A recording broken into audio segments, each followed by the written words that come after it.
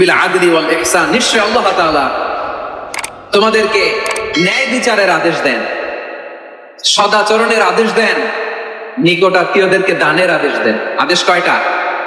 আওয়াজ করে সবাই বলুন তো কয়টা? নিশ্চয় আল্লাহ তাআলা তোমাদেরকে ন্যায় বিচারের আদেশ দেন,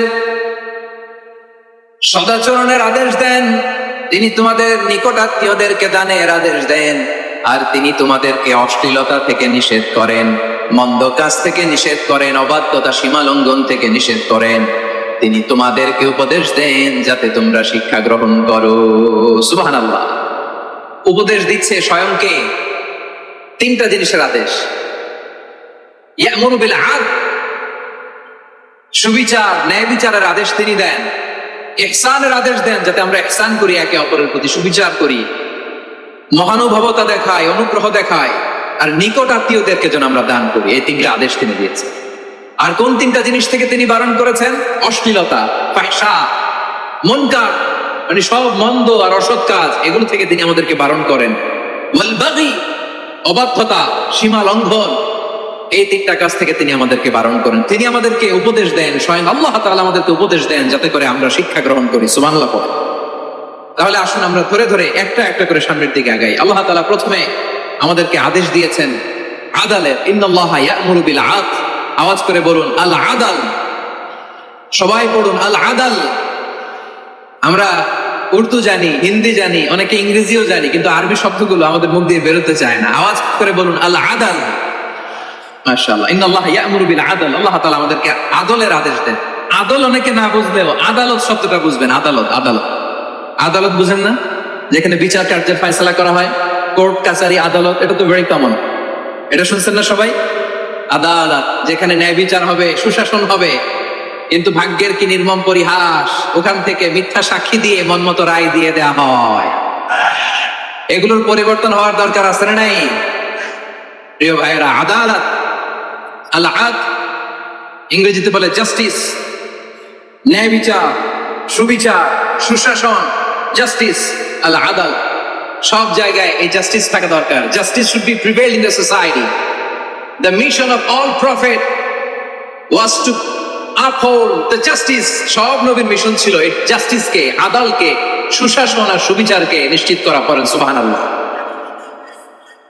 And the core message of every divine scripture was to uphold justice. পৃথিবীর সব আসমানি কিতাবের মূল শিক্ষা ছিল এই জাস্টিসকে সমাজে এনশিওর করা, সুবিচার, সুশাসনকে এনশিওর করা। তাহলে প্রিয় ভাইরা, আমরা বুঝতে পারলাম আল আদল শব্দের মানে হচ্ছে ইনসাফ বা সুবিচার বা ন্যায় বিচার। এটা হচ্ছে একটা general meaning, very general meaning. আপনি যদি ইন ডেপথ বুঝতে চান, আরো ভেতরে যান, তাহলে আদল মানে হচ্ছে সমন্বয়, আদল মানে হচ্ছে ভারসাম্য, ব্যালেন্স, আদল মানে হচ্ছে মধ্যম পন্থা। সুবহানাল্লাহ পড়ে। কারণ সব সময় সমান সমান হইলেই সুবিচার হয় না। কথা কি বুঝতেছেন?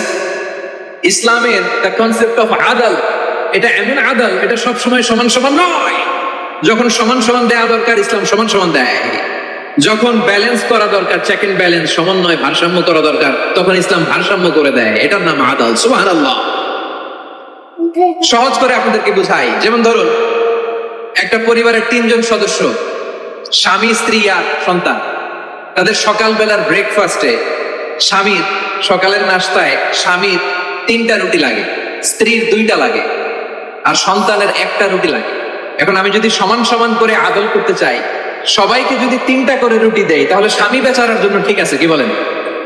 কথা কি বুঝতেছেন না কষ্ট হয়ে যাচ্ছে? যদি সমান সমানের নিয়মে আগে, তাহলে 3টা করে যদি রুটি দেই স্বামীর জন্য ওকে, কিন্তু স্ত্রীর জন্য 1টা বেশি হয়ে যায়। আর সন্তানের জন্য কয়টা বেশি হয়? আচ্ছা, এই তো বুঝতেছেন মাশাআল্লাহ। আচ্ছা, 2টা করে যদি সবাই দেই সমান সমান নীতিতে, তাহলে স্ত্রীর জন্য, স্ত্রী বেচারির জন্য ঠিক আছে, কিন্তু স্বামীর কয়টা কম পড়ে? আর সন্তানের বেশি হয়ে যায় কয়টা? আচ্ছা, সমান সমান নীতিতে সবাইকে যদি সকালের নাস্তার জন্য 1টা করে রুটি দেই, সন্তানের জন্য ঠিক আছে, কিন্তু স্ত্রী বেচারির কম পড়ে কয়টা? স্বামীর কম পড়ে কয়টা? 2টা। কথা কি বুঝতেছেন? আর আমি যদি স্বামীকে দেই 3টা, স্ত্রীকে দেই 2টা, আর সন্তানকে দেই 1টা, তাহলে কারো অপচয় হবে না। যার যতটুকু দরকার ঠিক ততটুকুই কাজে লাগবে। চিল্লায় বলেন ঠিক কিনা? এটাই হচ্ছে ইসলামের আদল, যেখানে যা যতটুকু দরকার তাকে সেখানে ঠিক ততটুকু দিয়ে দেওয়ার নামই হচ্ছে আদল। চিল্লায় পড়েন আল্লাহু আকবার।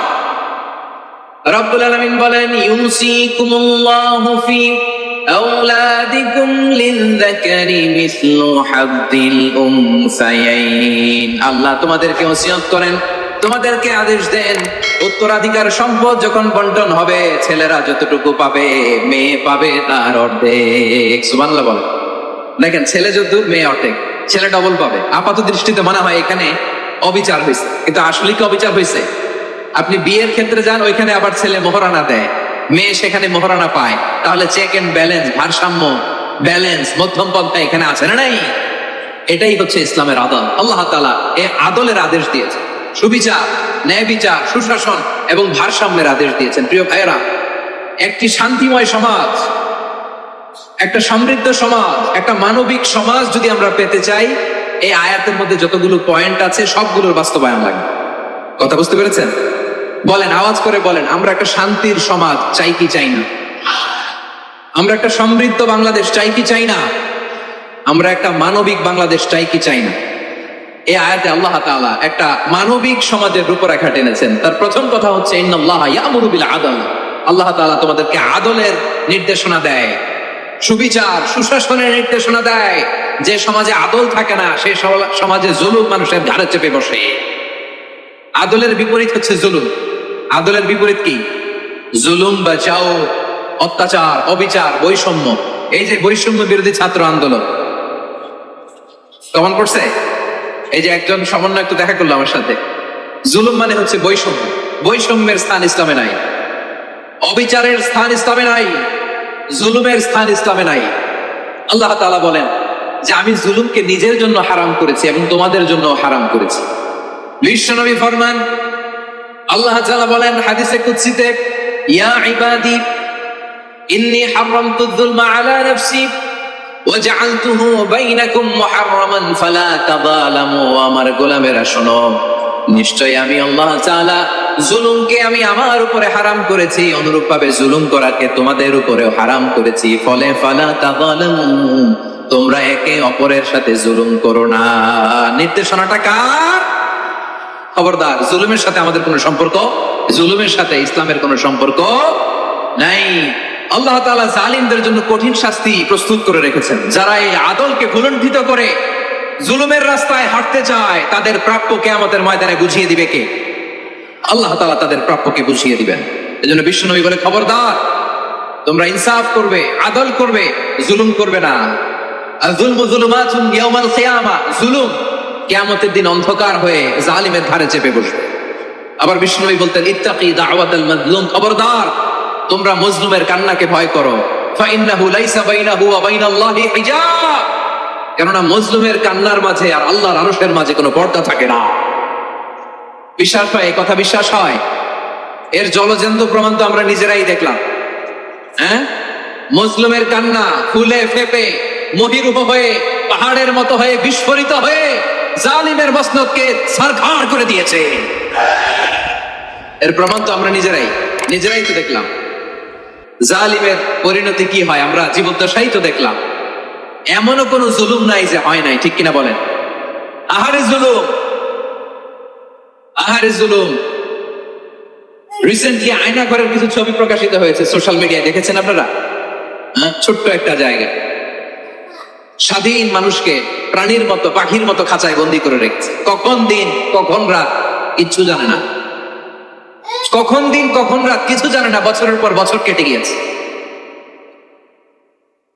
এক্সট্রা জুডিশিয়াল কিলিং এর কোনো হিসাব নাই, বিচার বহির্ভূত হত্যা।